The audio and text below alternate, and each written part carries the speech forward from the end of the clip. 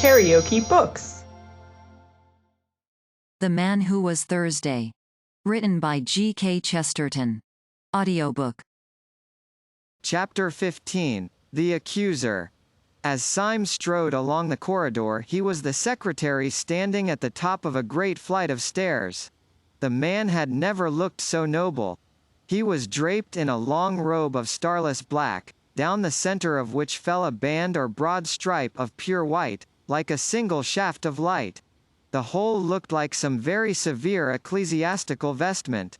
There was no need for Syme to search his memory or the Bible in order to remember that the first day of creation marked the mere creation of light out of darkness. The vestment itself would alone have suggested the symbol, and Syme felt also how perfectly this pattern of pure white and black expressed the soul of the pale and austere secretary, with his inhuman veracity and his cold frenzy, which made him so easily make war on the anarchists, and yet so easily pass for one of them. Syme was scarcely surprised to notice that, amid all the ease and hospitality of their new surroundings, this man's eyes were still stern. No smell of ale or orchards could make the secretary cease to ask a reasonable question. If Syme had been able to see himself, he would have realized that he, too, seemed to be for the first time himself and no one else. For if the secretary stood for that philosopher who loves the original and formless light, Syme was a type of the poet who seeks always to make the light in special shapes, to split it up into sun and star. The philosopher may sometimes love the infinite, the poet always loves the finite. For him the great moment is not the creation of light, but the creation of the sun and moon. As they descended the broad stairs together they overtook Ratcliffe, who was clad in spring green like a huntsman, and the pattern upon whose garment was a green tangle of trees. For he stood for that third day on which the earth and green things were made, and his square, sensible face, with its not unfriendly cynicism, seemed appropriate enough to it. They were led out of another broad and low gateway into a very large old English garden, full of torches and bonfires, by the broken light of which a vast carnival of people were dancing in motley dress. Syme seemed to see every shape in nature imitated in some crazy costume. There was a man dressed as a windmill with enormous sails, a man dressed as an elephant, a man dressed as a balloon. The two last, together, seemed to keep the thread of their farcical adventures. Syme even saw, with a queer thrill, one dancer dressed like an enormous hornbill, with a beak twice as big as himself, the queer bird which had fixed itself on his fancy like a living question while he was rushing down the long road at the zoological gardens. There were 1,000 other such objects, however. There was a dancing lamp-post, a dancing apple-tree, a dancing ship. One would have thought that the untamable tune of some mad musician had set all the common objects of field and street dancing an eternal jig. And long afterwards, when Syme was middle-aged and at rest, he could never see one of those particular objects, a lamp-post, or an apple-tree, or a windmill, without thinking that it was a strayed reveller from that revel of masquerade. On one side of this lawn, alive with dancers, was a sort of green bank, like the terrace in such old-fashioned gardens. Along this, in a kind of crescent, stood 7 great chairs, the thrones of the 7 days. Gogol and Dr. Bull were already in their seats, the professor was just mounting to his. Gogol, or Tuesday, had his simplicity well symbolized by a dress designed upon the division of the waters, a dress that separated upon his forehead and fell to his feet, grey and silver, like a sheet of rain. The professor, whose day was that on which the birds and fishes, the ruder forms of life, were created, had a dress of dim purple, over which sprawled goggle-eyed fishes and outrageous tropical birds, the union in him of unfathomable fancy and of doubt. Dr. Bull, the last day of creation, wore a coat covered with heraldic animals in red and gold, and on his crest a man rampant. He lay back in his chair with a broad smile, the picture of an optimist in his element. One by one the wanderers ascended the bank and sat in their strange seats. As each of them sat down, a roar of enthusiasm rose from the carnival, such as that with which crowds receive kings. Cups were clashed and torches shaken, and feathered hats flung in the air. The men for whom these thrones were reserved were men crowned with some extraordinary laurels. But the central chair was empty. Syme was on the left hand of it and the secretary on the right. The secretary looked across the empty throne at Syme, and said, compressing his lips, "We do not know yet that he is not dead in a field." Almost as Syme heard the words, he saw on the sea of human faces in front of him a frightful and beautiful alteration, as if heaven had opened behind his head. But Sunday had only passed silently along the front like a shadow, and had sat in the central seat. He was draped plainly, in a pure and terrible white, and his hair was like a silver flame on his forehead. For a long time, it seemed for hours, that huge masquerade of mankind swayed and stamped in front of them to marching and exultant music. Every couple dancing seemed a separate romance. It might be a fairy dancing with a pillar box, or a peasant girl dancing with the moon. But in each case it was, somehow, as absurd as Alice in Wonderland, yet as grave and kind as a love story. At last, however, the thick crowd began to thin itself. Couples strolled away into the garden walks, or began to drift towards that end of the building where stood smoking, in huge pots like fish kettles, some hot and scented mixtures of old ale or wine. Above all these, upon a sort of black framework on the roof of the house, roared in its iron basket a gigantic bonfire, which lit up the land for miles. It flung the homely effect of firelight over the face of vast forests of grey or brown, and it seemed to fill with warmth even the emptiness of upper night. Yet this also, after a time, was allowed to grow fainter. The dim groups gathered more and more round the great cauldrons, or passed, laughing and clattering, into the inner passages of that ancient house. Soon there were only some 10 loiterers in the garden, soon only 4. Finally the last stray merry-maker ran into the house whooping to his companions. The fire faded, and the slow, strong stars came out. And the 7 strange men were left alone, like 7 stone statues on their chairs of stone. Not one of them had spoken a word. They seemed in no haste to do so, but heard in silence the hum of insects and the distant song of one bird. Then Sunday spoke, but so dreamily that he might have been continuing a conversation rather than beginning one. "We will eat and drink later," he said.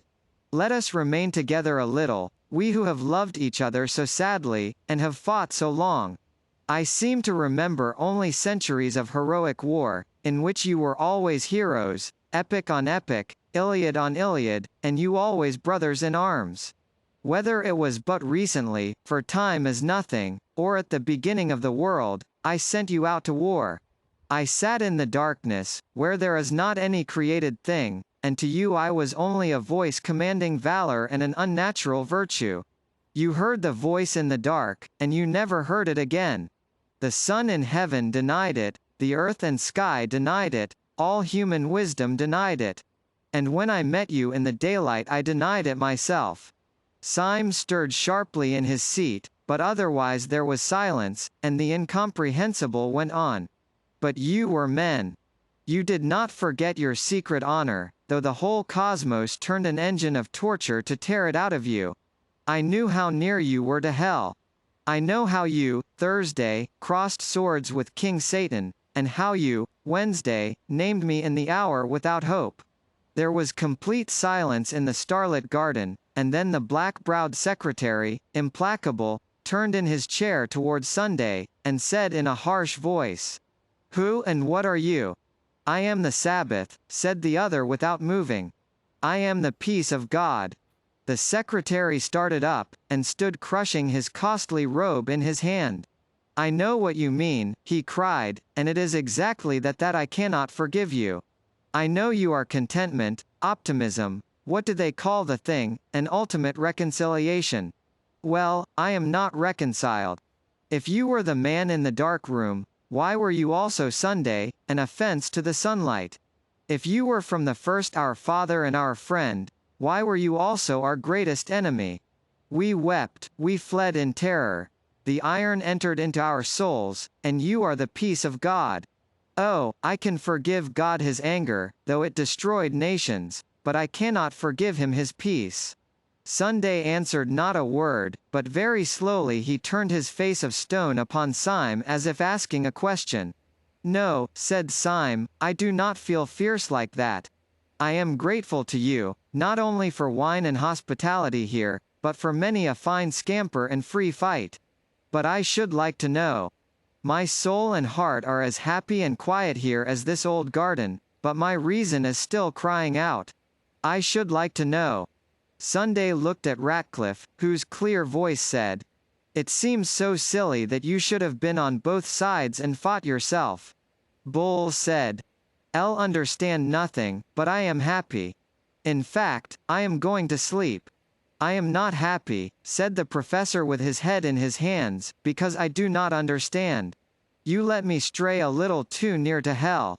And then Gogol said, with the absolute simplicity of a child, I wish I knew why I was hurt so much.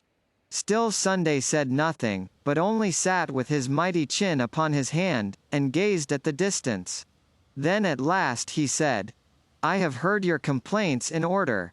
And here, I think, comes another to complain, and we will hear him also. The falling fire in the great cresset threw a last long gleam, like a bar of burning gold, across the dim grass. Against this fiery band was outlined in utter black the advancing legs of a black-clad figure. He seemed to have a fine close suit with knee-breeches such as that which was worn by the servants of the house, only that it was not blue, but of this absolute sable. He had, like the servants, a kind of sword by his side. It was only when he had come quite close to the crescent of the seven and flung up his face to look at them, that Syme saw, with thunder-struck clearness, that the face was the broad, almost ape-like face of his old friend Gregory, with its rank red hair and its insulting smile. Gregory, gasped Syme, half rising from his seat. Why, this is the real anarchist. Yes, said Gregory, with a great and dangerous restraint, I am the real anarchist. Now there was a day, murmured Bull, who seemed really to have fallen asleep, when the sons of God came to present themselves before the Lord, and Satan came also among them. You are right, said Gregory, and gazed all round. I am a destroyer. I would destroy the world if I could. A sense of a pathos far under the earth stirred up in Syme, and he spoke brokenly and without sequence. Oh, most unhappy man, he cried, try to be happy. You have red hair like your sister. My red hair, like red flames, shall burn up the world, said Gregory. I thought I hated everything more than common men can hate anything, but I find that I do not hate everything so much as I hate you. I never hated you, said Syme very sadly. Then out of this unintelligible creature the last thunders broke. You, he cried. You never hated because you never lived. I know what you are all of you, from first to last, you are the people in power. You are the police, the great fat, smiling men in blue and buttons. You are the law, and you have never been broken. But is there a free soul alive that does not long to break you, only because you have never been broken? We in revolt talk all kind of nonsense doubtless about this crime or that crime of the government. It is all folly. The only crime of the government is that it governs. The unpardonable sin of the supreme power is that it is supreme. I do not curse you for being cruel. I do not curse you, though I might, for being kind. I curse you for being safe. You sit in your chairs of stone, and have never come down from them. You are the 7 angels of heaven, and you have had no troubles. Oh, I could forgive you everything, you that rule all mankind, if I could feel for once that you had suffered for 1 hour a real agony such as I. Syme sprang to his feet, shaking from head to foot. I see everything, he cried, everything that there is. Why does each thing on the earth war against each other thing? Why does each small thing in the world have to fight against the world itself? Why does a fly have to fight the whole universe? Why does a dandelion have to fight the whole universe? For the same reason that I had to be alone in the dreadful council of the days. So that each thing that obeys law may have the glory and isolation of the anarchist. So that each man fighting for order may be as brave and good a man as the dynamiter.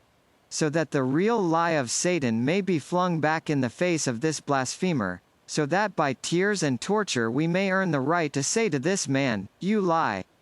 No agonies can be too great to buy the right to say to this accuser, "We also have suffered." It is not true that we have never been broken. We have been broken upon the wheel.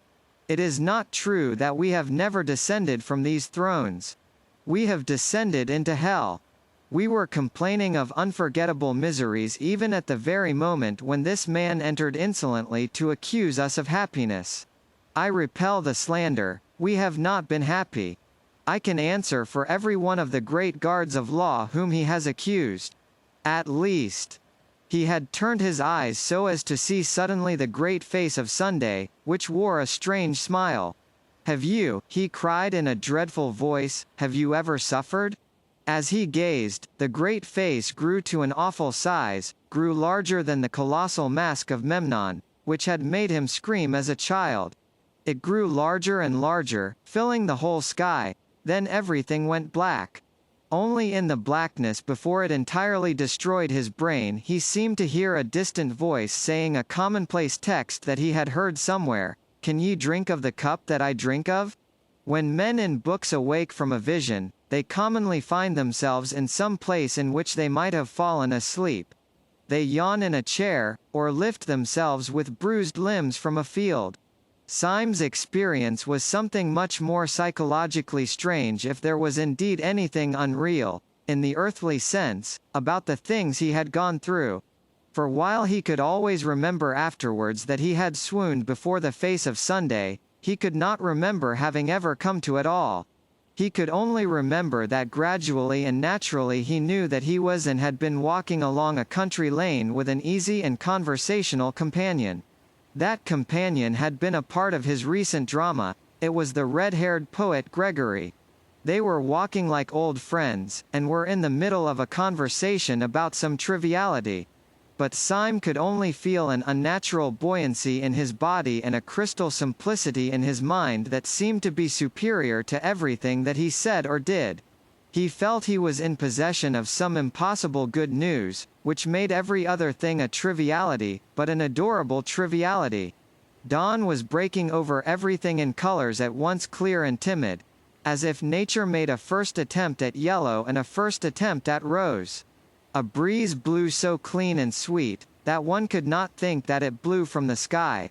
It blew rather through some hole in the sky. Syme felt a simple surprise when he saw rising all round him on both sides of the road the red, irregular buildings of Saffron Park. He had no idea that he had walked so near London. He walked by instinct along one white road, on which early birds hopped and sang, and found himself outside a fenced garden. There he saw the sister of Gregory, the girl with the gold-red hair, cutting lilac before breakfast, with the great unconscious gravity of a girl. The end. KaraokeBooks.